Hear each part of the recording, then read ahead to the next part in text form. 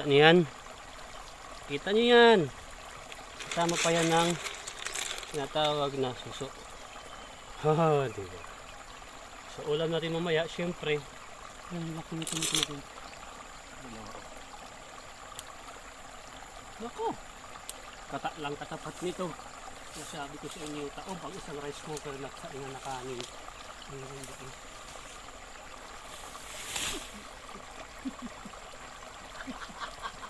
Kasabot ko ang mahabaw. Nagdago. Naghagang po. So, sige doon.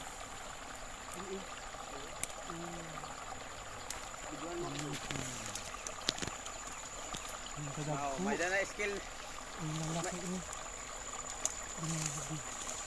May skill na Reo, kita na pag video baligtad na.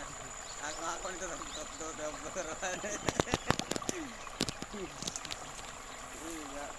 Kaya ma-over ang buwan baligtad. Lubos na.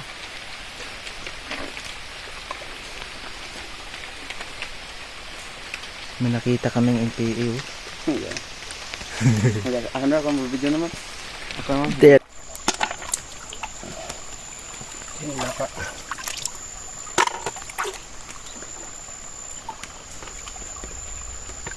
Sige boy.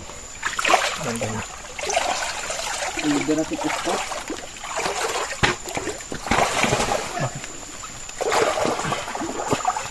Bakit may spot pa? Kaya tuwan, madalamdam.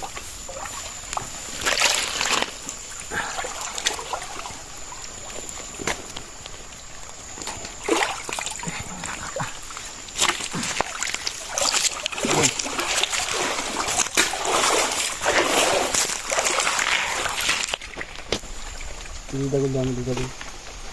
Paghab kaya ano pa agi ay nga to siguro. Kaya, kumakain tayo na gamot. Kaya mga kung tawas ito nila. Ito. Kaya nabati ito nila tawag hirahan ko an.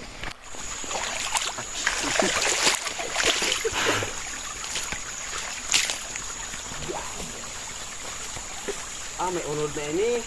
Bali ito. Puno ini.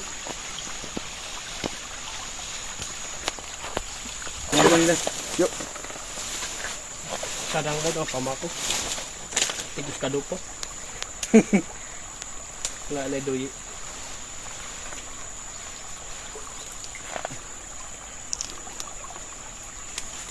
Yuk. Nakaagi kamihan. Paku usala ito kapuno pero ugbos. Paglalapad pa ito ng uyagan. Alam mo yung nandito sa likod ko. Ito yung tinatawag na badyang. Alam mo yung badyang, ito yung tinatawag sa English na elephant ear. Tinga ng elepante kasi sobrang laki niya. Yan oh, laki yan. Ingat lang kasi, Makati.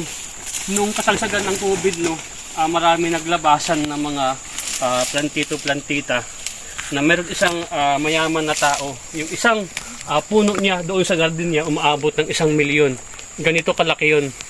Paano pa kaya kung tayo mismo magbenta ng ganito? No? Kasi dito sa amin, sobrang rare ng kahoy. Puno na to. Kalat lang to dito sa amin. Meron pa dito puno ng ubi. Oh. Nasa puno siya ng ano. Ito. Elephant ear. Or badyang. Huwag ka lang magpapadagta nito kasi sobrang kate nito. Uy, ang daming kalakala. Ayun oh. Yung dami boy. O kalakala oh. Galing ko mo. Puno ng kalakala. Tara.